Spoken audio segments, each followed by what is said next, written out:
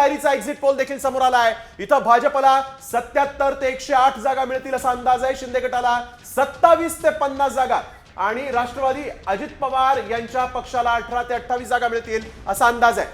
तर काँग्रेसला 28 ते 47 जागा मिळताना पाहायला मिळतात। पोल डायरीचा एक्झिट पोल आपण पाहतोय, ठाकरे गट अवघ्या 16 ते 35 जागा, राष्ट्रवादी शरद पवारांची 25 ते 39 जागा राष्ट्रवादी शरद पवार पक्षाला मिळण्याची शक्यता। संभाव्य आकडे पोल डायरीचे आपण पाहतोय, याच आकड्यांनुसार पोल डायरीचे जे आकडे आहेत त्यात भाजपला 77 ते 108 जागा मिळताना पाहायला मिळत आहेत।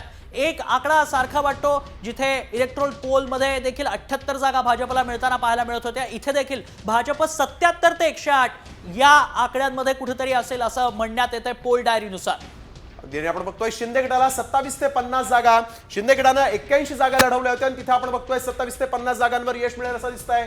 राष्ट्रवादी अजित पवारांना 18 ते 28 जागा मिळतील असा अंदाज या पोल डायरीनं वर्तवलेला आहे। एक्झिट पोलचे हे आकडे समोर आलेले आहेत।